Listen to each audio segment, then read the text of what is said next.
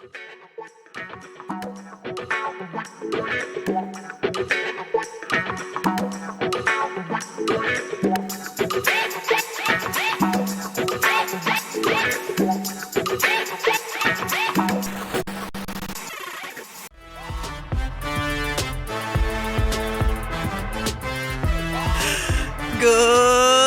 morning, beautiful people.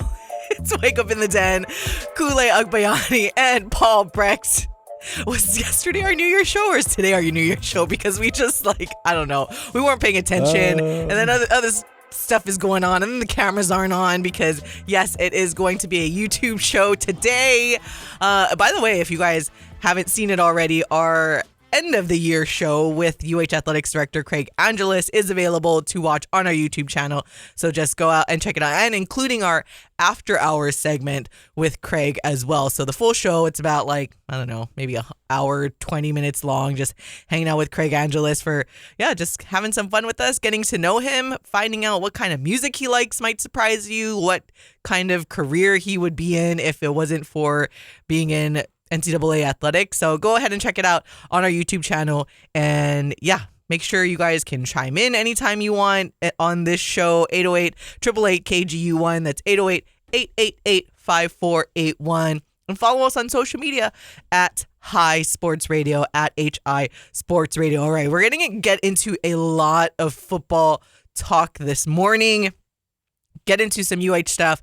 We'll do a little bit of men's volleyball discussion as well and hear from head coach Charlie Wade because the men's volleyball season gets underway today. I can't believe it's all everything's starting. So you got men's volleyball today, women's basketball tomorrow, men's volleyball on Friday, women's basketball on Saturday. So you got a full slate at the Simplify Arena at Stan Sheriff Center, which we hope to see you guys there starting this evening. So we'll get to some men's volleyball, but probably the biggest breaking news in terms of our local sports teams and University of Hawaii football, that there are a few UH football coaches that have not been retained through the 2024 season, and that includes co-offensive coordinator and tight ends coach Ian Shoemaker, a co-defensive coordinator and defensive line coach Etienne, and cornerbacks coach Steve Irwin, who this was only his 1 year. He came in to replace Abraham Elamimian, and we wish them all the best on their future ventures. But this is the part of the gig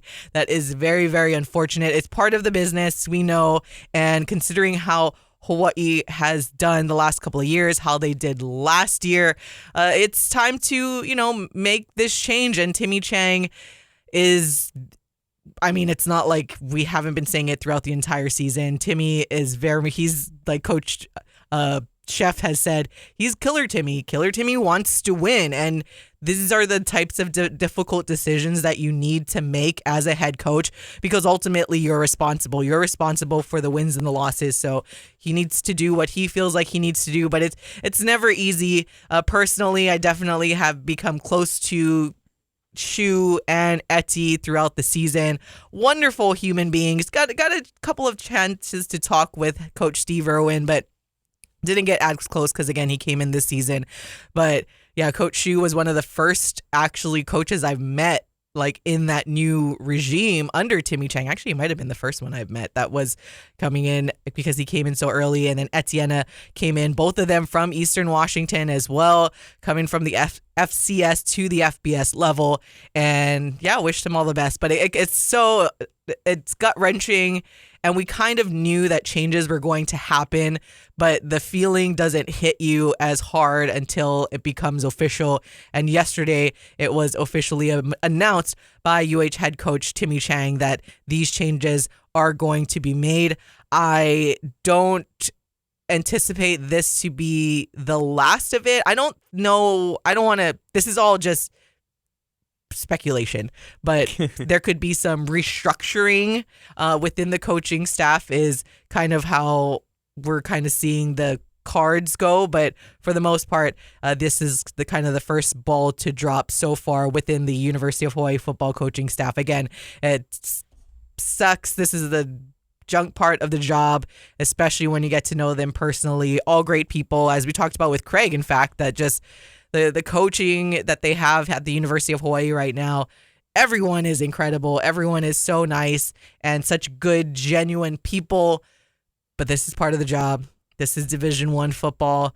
This is all on Timmy Chang, and he wants to make sure that he does what he needs to do to build a winning program and essentially make sure he still has a job for the coming years. Because if Hawaii does not make that turnaround, and we're not saying anything like going undefeated next season, but if you don't compete every single game, at least in the Mountain West, and be close to potentially making it, being at the top, seeing that the bowl game at the very least is in sight next season, that is your target in your third year taking over a new football program, because now his recruits are coming in, especially we talk about it. And I know how people still feel, but you have Braden Shager coming back. You have a starting quarterback coming back. You have a lot of talent, a lot of receivers, a lot of new guys. So with everything stored up, it's not worth taking any chances if you feel like there needs to be a change in the coaching staff. So this is the first of the new year that we're hearing about, and it just sucks. It's the toughest part. You've laid it out exceptionally well, Ku, where it is absolutely the toughest part of the job, the industry, and so on and so forth. And we understand it. We've said that multiple times. I put out a tweet myself where it sucks because you get to know these people on a personal level, and that a lot of times is not necessarily what fans get to do, and that's part of the privilege of being able to work in these jobs and the privilege of information and whatnot. But I feel very strongly that these guys will all land on their feet and whatnot. It wasn't like, you're fired, get out of here. Your contract wasn't renewed. It's not like these guys aren't talented coaches, and that's something that I do always want to talk about when it comes to this, is that when there's coaching changes, it doesn't necessarily mean that these guys don't know football, they don't know what they're talking about. It just means that perhaps their communication style with these athletes didn't fit exactly what Hawaii needed right now. That doesn't mean another coaching staff won't be able to use that, won't be perfectly capable of seeing them come in and have success. And I'm sure that they will have success. But that said, it goes back to what I was just saying, and the communication, right? Where you need people who are able to get the message in a way to these players where it translates onto the field, where it's adding on more to the current group of players. You said it, a reshuffling of the deck of sorts, where you put coaches into a position to see them succeed. I mean, how often do we talk about, you want to put players in position to succeed. You want to put players in position to succeed. Coaches need versatility too, but not every coach is ready for a bigger role. Not every coach is ready for a certain role. And also, I mean, think about what you just said, right? A co-offensive coordinator plus tight ends coach. A co-defensive coordinator plus defensive line. It's multiple hats where, perhaps maybe UH would be better off having one specific job for certain coaches and bringing in this national search, bringing in a veteran coach for a role where they can step in and their communication style works better. It doesn't have to be viewed as a negative indictment on any of these guys. No ways. And I hope people don't take it as a negative indictment. No. And as we said, we had a couple of coaches come up from the FCS level. And when we talk about wearing multiple hats, you don't necessarily also, as a coaching staff, you want to make sure you have, I'm trying to see, like the exact amount of people that are putting more effort to contribute more, right? Like you want to be responsible for your own thing. Where we saw this past season, Timmy Chang took over the OC role essentially because he was the one calling plays, and Coach Shoemaker was basically the eye in the sky because Timmy Chang had to be on the field. So Shu was the eye in the sky, letting Timmy know what he saw, but that's not necessarily entirely what your normal offensive coordinator does. Your offensive coordinator is the eyes in the sky, but he's the one calling the plays. And it's not necessarily out of nowhere for a head coach to call plays. We see it all the time. We see it in the NFL all the time. But ideally, you want your head coach to be it seems really elementary, but to be paying attention to things like clock management and handling the timeouts, because when it comes down to the wire, those things are very, very important. And I think we see a game almost get blown because of poor clock management with Washington, and we saw it earlier this year with Miami blowing it because they're just not. I still have no explanation for that. But college football coaches have gotten exponentially worse. I shouldn't even keep it to just college. Football coaches in general, just strangely enough, don't seem to be as good at clock management recently. Maybe they need to play more Madden or something along those lines. But It is strange because you mentioned the Washington incident. You mentioned earlier in the year with Miami. Even...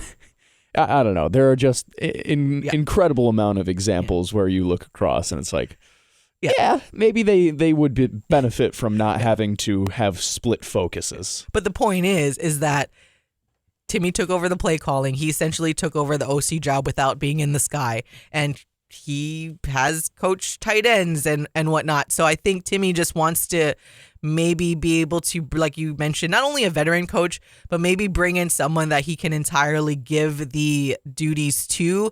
And who knows, they saw the offense differently, and that's just sometimes that happens, right? And again, Timmy Chang is going to worry about, this is his team. Ultimately, it's his neck on the line with anything that happens, anything good or the wins and losses, and he takes full responsibility for it as well. That's the type of guy that he is. So he wants to win, and so I think that's the positive. During this time that you can take out of it is for more people, in case there are still naysayers. I feel like we do a pretty good job on this show to put the faith in Timmy Chang. This is another proof that 2 years in. And year 3, everyone knows you got to start turning that corner when you're rebuilding a program, even if it's somewhere like Hawaii, where it's quite difficult considering the limited resources that you have. But this shows how serious that Timmy is, and he realizes, all right, got to make a change, got to do this, got to do that. So it's the unfortunate part of the business, but it's still change. It still shows that, like we've been saying, they say the wins are going to come, and this is part of, I won't say necessarily that any of these coaches, like we mentioned, they're great coaches. None of these coaches, I feel, contributed to losses at all. But whatever Timmy sees, this is just the way that it goes. And it's the unfortunate part, the part that we hate the most of the business. But this is like any job in terms of where revenue matters, where, and like when you're entertainment, where all that stuff matters. It's just what you got to do. It is a very difficult decision at the end of the day, but you're right, because year 3 is make or break time a lot of times for head coaches, and you need to win. You need to make a bowl game. And how many times have we talked about self-reflection on this show, looking inwards first? You can't blame the officials for this. You can't blame yada, yada, yada for that. This is a form of self-reflection. This is Timmy Chang looking at his UH football program and saying, all right, what needs to change here soon so that we can start winning? And that is that, okay, we need to all be on the same page. Okay, we need to all be able to communicate this certain way. We all need to be able to do this. And, maybe we're looking for certain pieces on the coaching staff the same way we're looking for certain pieces on the playing field. Peaches, yeah, my goodness.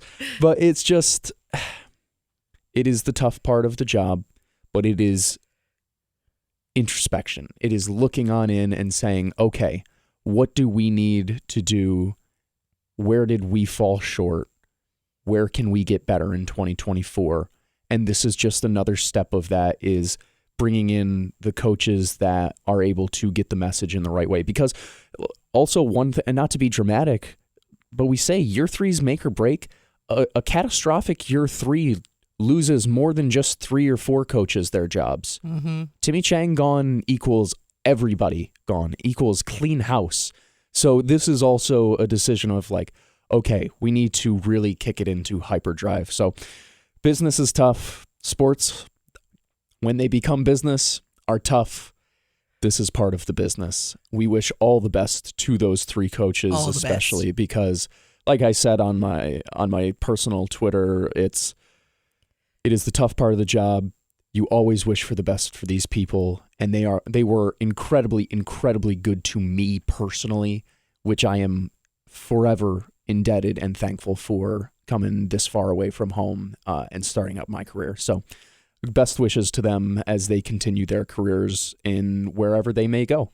Yeah, and we'll see what happens. I can't imagine a lot is going to come up from now until, we got the National Letter of Intent Day coming up in a little over a month, and we'll see what happens with the UH football program. But when we come back, want to get into a tweet that our Mr. Paul Breck put out during the new year with 2024 here and some roster additions already signed. He said, I want to know what you want to see from the Bows in fall 2024. There are a couple of responses, and we'll talk about that next now that we kind of see where, program is headed, what the potential offense could look like. If you guys want to get in on the conversation, be sure to text us 808-888-5481. We'll be right back on Wake Up in the Den.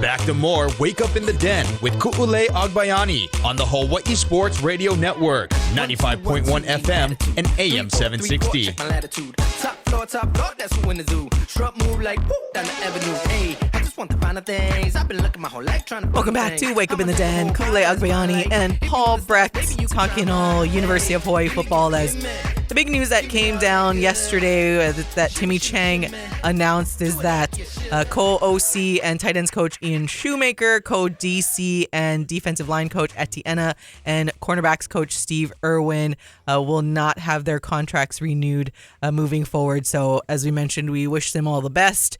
It's the worst part, or one of the worst parts about Division I football and this type of business, but no doubt that they will end up in great spots because they're all great coaches, they're great humans. So yeah, we just wish them all the best, and no surprise. I was talking to Coach Shu's wife, Janelle, and I was telling her, because we've been trying to plan almost like a double date night for a long time. And she's like, I hope the offer still stands. I was like, of course. I told her, I'm like, we're going to be friends forever. I was just I hope the offers. That's so cute. Girl, Wait. I wasn't just your friend because your husband was the coach. You're an awesome person. Right. Their kids are amazing, and it's so cute because their son Kai, he always he loves football. I mean, both of their kids are geniuses. I swear, they're so smart. They're amazing. But he always he and I always talk football. She'll text me. She's like, oh, Kai says this and says that. And then even yesterday it was by the way, I have to tell you later because Kai has some draft recommendations for you. And I'm like, all right, got it. We'll talk football. He and I will talk football when I see him next. We got to get Kai on the show. I know. We might have to get Kai on the show. But yeah, I just had to chuckle because I'm I know you already. We're going to be friends forever. Wherever you guys end up, I hope that we can. Hopefully it's more on the West Coast, but so it's easier to visit because I was going to say all the way in the middle of Montana or something might be a little difficult. But if it's on the West Coast, then for sure, that's going to be an easy trip. I can go visit. Maybe if it's somewhere back in Washington would be pretty fun to go up there. So, yeah, Who knows? I'll be friends with them for a very long time. But again, it's never easy, but nonetheless, we understand, we get it, and now we move forward and see what happens next. But now that you look at some of the, the stats in 2022 and 2023, I thought they would have the sack stats on here, the full thing over here, but in terms of the last two seasons. Yeah, they don't have even because this it felt season like this past season, right? We didn't see as many takeaways and as many sacks that we were accustomed to. If you look at fumbles, we had 14 fumbles this past season. Before that, not too much more, 20 fumbles. I think penalties were the big thing, right, for us this year. That was kind of difficult, but statistically Hawaii's not that much better, especially on the offensive side is going to be interesting to see too. And we talked about it before when it comes to the rushing yardage. So rushing yardage for Hawaii in 2022, the yards gained, but we'll go with the net yards, 1784 in 2022. And this season we had 989.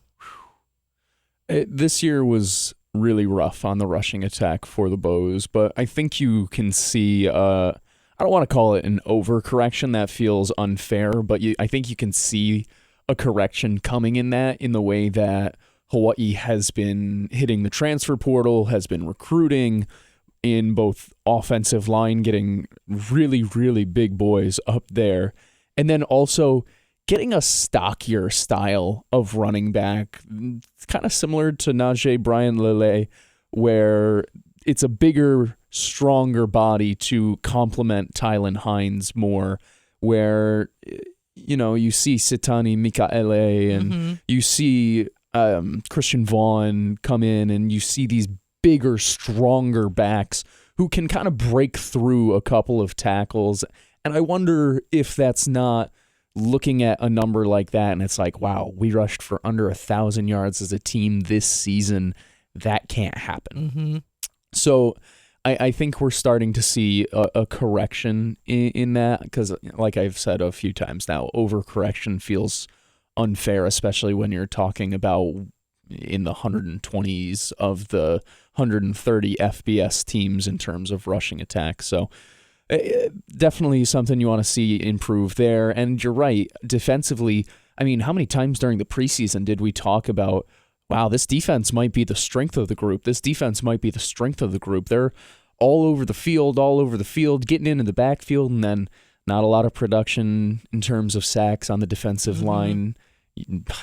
What, 5 picks, 6 picks this year? Well, and then you have someone like Cam Stone coming in from Wyoming and was, like our only player to make the All Mountain West preseason squad or something like that. And he felt like he did get banged up a bit, but felt like even when he was, even when he guy was playing, well, because he was a returner also. So even he just didn't feel like, it didn't seem like we were getting the Cam Stone that we expected to get. And again, a lot of it has to do with just him returning the ball and getting hit all the time. 100% does a lot. So we get it. And like always, we're not saying this on the actual player himself. It's just when the expectation was one thing and then you see a different thing throughout the season and seeing us not be able to close out games and things like that. So we knew that this change again was going to happen. Still made the over in the win total, but should have been more wins.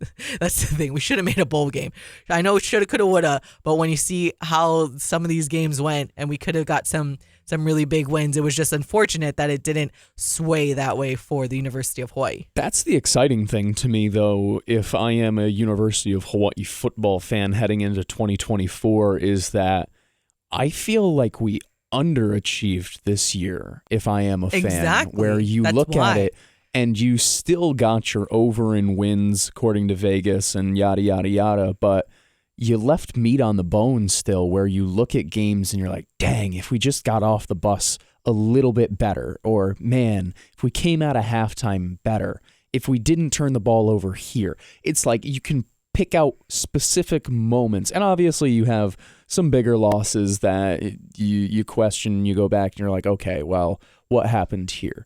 But you have moments throughout the season where you're like, dang, man, I can't. The game I specifically think back to, obviously, is week 1 or 0, goodness. I guess, against Vanderbilt, where it felt like it was there for the taking. A win against an SEC team on the road, and just little things, little errors, the penalties you mentioned before, where it's like, dang, man, that game should have been a win. And that flips it, and all of a sudden you're like, well, 6-7, you might have been able to sneak into a bowl game on that backside, right? Because I think 2 teams who are 5-7 made bowl games this year. So you sneak into a bowl game on that backside, and it is as simple as that. Stanford, where you're right there, you clean up a little bit of run defense, and all of a sudden, whoa, we're talking bowl game, and then some. It's And they're let's still be close. honest, though. Like, we still got that big win against Air Force that was Absolutely. like kind of the upset, I guess you can say, where it wasn't expecting the win at Nevada as well. And then, but then you had that shutout game against San Jose State at home, and those kinds of things cannot happen. So it's kind of wonky. What was it we said? Jekyll and Hyde for this team. It's weird because yesterday when we were talking about men's basketball, I made the comparison of men's basketball to football and vice versa. Both of them are like feel the same, where the expectation, considering the talent that we have and the belief that we have for what they can do, it's just not showing accordingly. But this is kind of the first step in making certain changes that need to be happen. And now we're up against the clock again. We didn't get to the Paul's tweet. So we're going to step aside. More Hawaii football conversation on the other side of the break on Wake Up in the Den.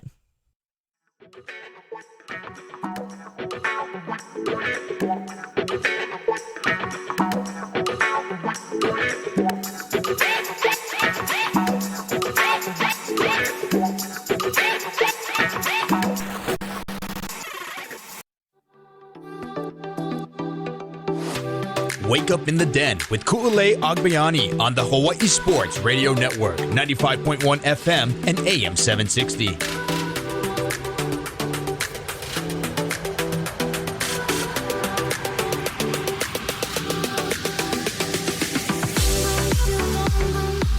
Welcome back to all of you, the beautifulest of all the beautiful people. It's Wake Up in the Den, Ku'ulei Agbayani, alongside DJ Pauly B. I wish I could do that sound effect better, but it's so bad. Well, for tuning in this and every weekday morning at 8 on Wake Up in the Den on the Hawaii Sports Radio Network, 95.1 FM, AM 760, and hawaiisportsradio.com. Don't forget, you can always text us to get involved in the show at 808-888-KGU1. That's 808-888-5481, as we are talking University of Hawaii football this morning with the announcement of the change within the coaching staff at the in the University of Hawaii football program. Excuse me, I'm getting all flustered now just thinking of all the stuff coming up later. To close out the show, we will definitely get into University of Hawaii men's volleyball as first serve of the season coming up today or later tonight at the Simplify Arena at Stan Sheriff Center. But getting back to football, and as we were talking about the changes, potentially more restructuring within the coaching staff of the University of Hawaii to come, but also, it's looking to a new 2024 and the high expectations that come with it. And by high expectations, I mean we need to be able to at least compete in every game we're supposed to compete in and essentially make it to a bowl game. This is year 3. This is the year that, people say that you should be able to start seeing the major turnaround of a program because you have those couple of years to start getting your everything in order that you want to do, getting your recruits in that you want. And Hawaii did a very, very good job in the early signing period. And we still have the actual signing day to come up next month. So we'll see who else they could potentially bring in as well. Still more players in the transfer portal. Want to make one note of a player in the transfer portal, as we talked about some of the opponents that Hawaii played against in the previous segment. One of those opponents being Stanford and Stanford safety and Laie native, but Punahou grad Alaka'i Gilman has entered the transfer portal, and the younger brother of Charger safety Alohi Gilman.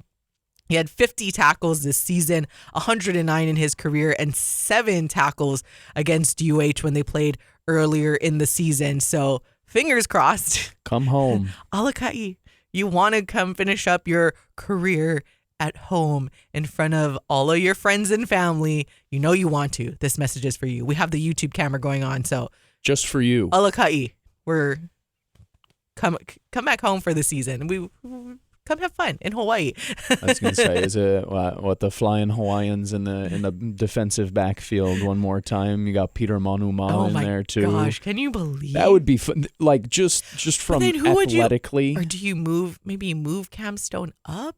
I mean, Cam Stone. Then you have like Cam Stone. He still plays Peter corner. Manuma. I'm fine with Peter and Alaka'i next to each other. Yeah, because you want to talk about hard hitting and two guys who can just fly around the field. Like, I mean, Peter looks like he is shot out of a I love rocket. That. Polynesian secondary. Let's go. And like this, Mickey Pay was like, that was a lot of fun too, where it's just, I don't know, man. I don't know. All right. Don't want to get my hopes up. I was going to say. But I just want to make a note for all of our fans out there that still follow, obviously, all of our local players out there, but we're just getting, we don't want to get our hopes up too much. But what we can get our hopes up about as well, want to give a, congratulations to Micah Alejado, a future University of Hawaii quarterback named back-to-back Nevada Gatorade Player of the Year. So again, had a stellar career in high school and will now come and play for the University of Hawaii.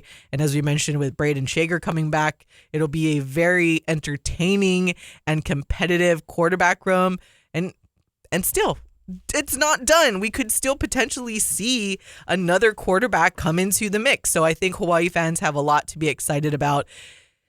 We won't get into the British. I know there's still some fans that are still upset about it, but you know what? Conversation for another day. We've already had extensive conversations about it as well. Nonetheless, Micah Alejado named back-to-back Nevada Gatorade Player of the Year. All right, so now we move into looking at 2024. As Paul had mentioned in his tweet, what do you guys want to see coming up in the season? So we had a couple of comments. Aaron said, I'm looking forward to more RPO/read option similar to the 2019 version of the offense. And I think that's what a lot of fans do miss. And we talked about it before with, that was under Coach Nick Rolovich and how it just felt like we were picking up steam. Then he got the job at Washington State. Obviously, no hard feelings for leaving, but that was when we were starting to see the glimpse of what the Hawaii offense could be again and what we live off of and what Hawaii fans want to constantly see every single game. And I think this past season we saw glimmers of what it could be as well. A lot can be said with definitely the receiving core that we had with Stephen McBride and Pafele Ashlock, who were amazing this season. But I agree with you, Aaron. We want to see more of that. Another one from Tombo Ahi. I love that. With a year in the run and shoot under their belt, I'm looking forward to seeing the offense playing faster with everyone on the same page in diagnosing defenses and more confident in what they're doing. They can then open up the playbook and get more creative. I agree. And it's something that hopefully with Braden coming back and has another season to really understand and learn potentially the difficult style of offense that Timmy Chang in his mind wants to run.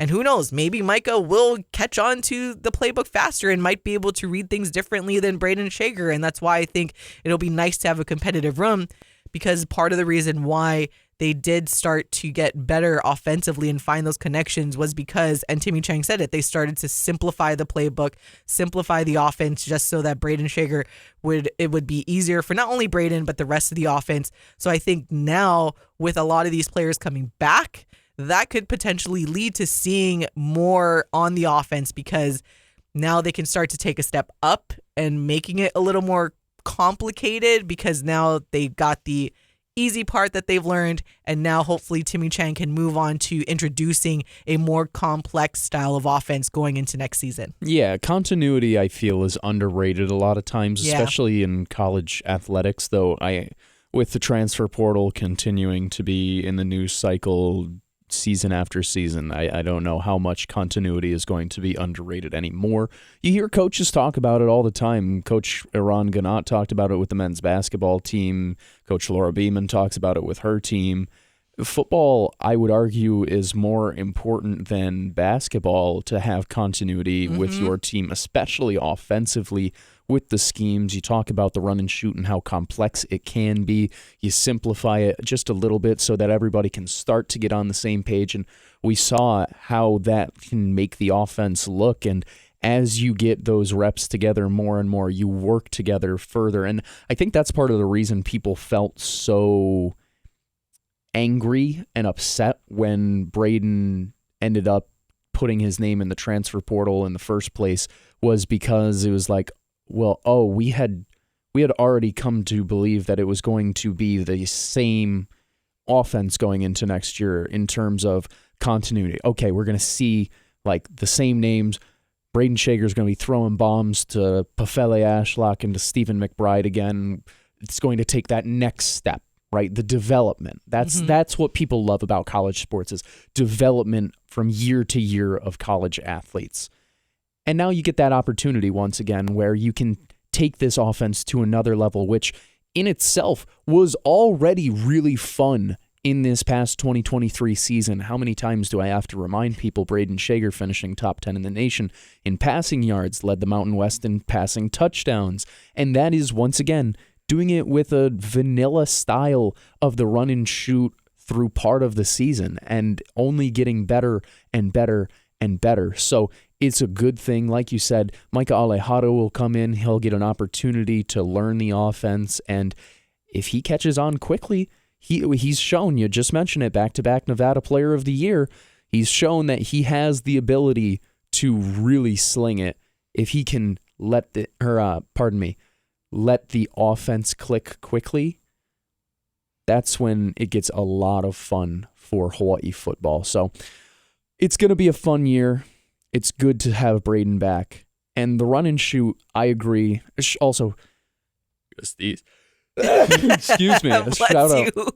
I just came on all of a sudden. Shout out Tombo Ahi, who is a consistent supporter of my tweets. All the time they are responding, giving input, retweeting. So I appreciate that. We appreciate that. And appreciate Aaron as well for putting in a little bit of input. It was just supposed to be a fun little question. Yeah. Because I know Hawaii football, I'm not the only one that thinks about football all the time, and Hawaii football fans probably think about it more than I do. So, and when you look at their comments, with Aaron saying I look forward to more RPO. I mean, the R in RPO stands for run, so that's something we didn't see this past season. And as we kind of talked about earlier in the show, where now it seems like you shore up that offensive line, you get a couple of big backs, because I think another thing that Hawaii fans want to see is the work of the big back. I've dropped the names before. You have Nate Ilawa, you have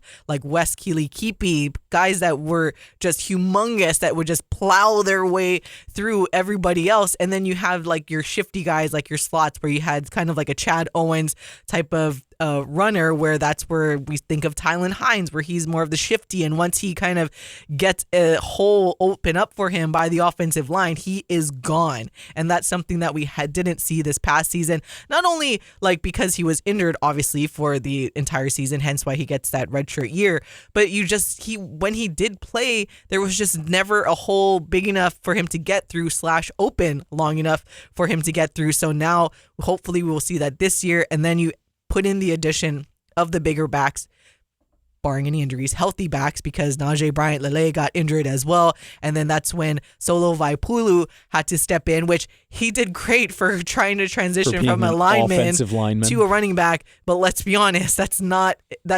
ideal for this type of situation. But kudos to the coaching staff and to Solo for trying to make it work. But you could see what they were trying to do. They wanted to push the big back. So now you bring in someone like that's true, that is a little quicker and shifty, and that is their sole position. Now you can begin to run something like an RPO and the run and shoot more effectively, because now there's options, because that's the point, right? You want to have options in your offense. And when you look at things like that this past season and how skewed things were, where we talked about the net yardage. If we look at, we'll just go with total yards gained, I guess, or net yardage is better. 989, as I mentioned earlier, with the rushing. Passing, you have 3593, where you do not want your offense to be that skewed. You essentially want it to be somewhat close to, 50, not 50-50 is not realistic, 60-40, but not this off balance that we've saw last season. So now you'll be able to bring in a true running option, and then we can start seeing a more complete offense / as Tambo Ahi said, playing faster. When you have a run, you just get through, get a first down, and then you set up again, and that will start to, because if you keep throwing, you keep missing, and the ball goes all over the place, and that starts to feel a little slow and sluggish. But now if you have the option to run, ball stays on the field, you reset, and then you go. So get into a rhythm. Yeah, it's and crazy. that's something that I know. Who would seems like all sports. Who would have ever thought of it? No, you also mentioned, Najee Bryant-Lele, who unfortunately got injured multiple times this season. They tried to put Solo Vaipulu in there.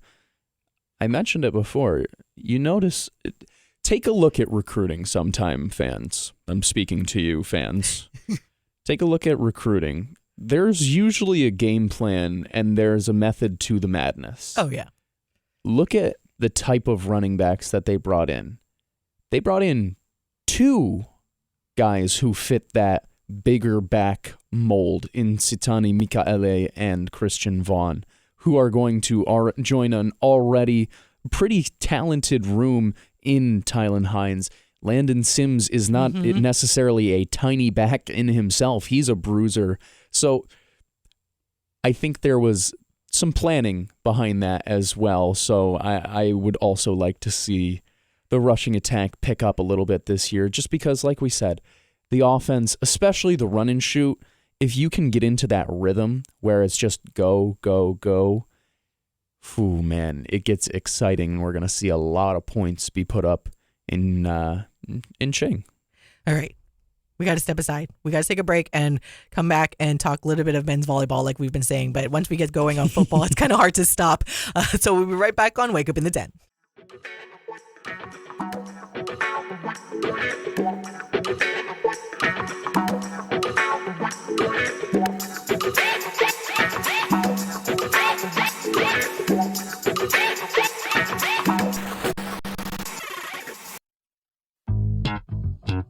All right. Back to more Wake Up in the Den with Ku'ulei Agbayani on the Hawai'i Sports Radio Network, 95.1 FM and AM 760. Turn it up loud. I know you're wondering how. I got that wow. Here I go, coming. I can't ever stop. I'm a Welcome back to Wake Up in the Den. Ku'ulei Agbayani and Paul Brecht. All right, we talked a lot about University of Hawaii football throughout the entire show, but the men's volleyball does have first serve of the season tonight at the Simplify Arena at Stan Sheriff Center as they are taking on Loyola-Chicago, 7 o'clock p.m. I hope to see you guys there, and you can watch it on Spectrum Sports. If you cannot be there, they play Loyola-Chicago today and Friday. But before we get into more details about the matchup, want to have you guys hear from head coach Charlie Wade. A disclaimer, don't mind the background noise. Maybe it'll get you more excited about volleyball because this was kind of during when the guys were practicing in the background. So it's a fun time. So here's head coach Charlie Wade. All right, Coach. So not your first rodeo. You've been through these a whole lot of times, and seeing the excitement that you're seeing out of your team for opening night, how excited did that make you? Yeah, really cool. You see that certain days throughout the year, and this is one of them, and tomorrow will be as well. So guys are pretty fired up, a little different energy in here today, and it's fun to be a part of. We were just talking to Tread, and it's incredible how young he is, yet how poised he is for this opportunity that is in front of him. How, imagine that he knew this possibility, but how surprising to see someone as young as he is carry this kind of.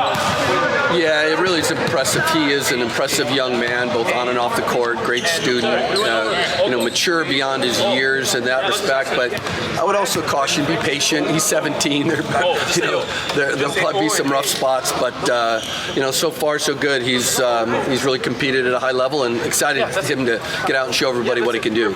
Do you feel like it's a perfect storm for a situation like this when you look around and there is Spiros and Chaz and Guilherme? I mean, all these guys with all this experience that they can help to them win. Yeah, and that's really how he ended up coming early is that he came and watched us play in Irvine in October of what was then like his junior year, and after the game he came up to me and said, I want to play with those guys, and he kind of put the whole academic thing into hyperdrive, and here he is. So he's a pretty goal-oriented guy and goes after things and gets them accomplished.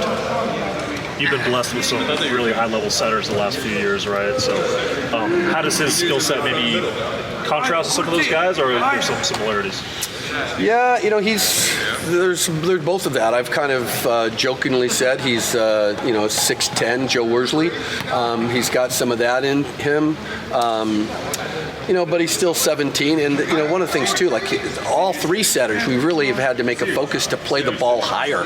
They're tall. They're all three of them are really tall, so we're playing the ball a little higher. And, I got to remind him, too, that the offense that Jakob Telly ran as a senior and that Joe Worsley ran as a senior was not the one they were as a freshman. So to be patient and really focus on, making sure that they're hittable balls, we kind of keep it simple.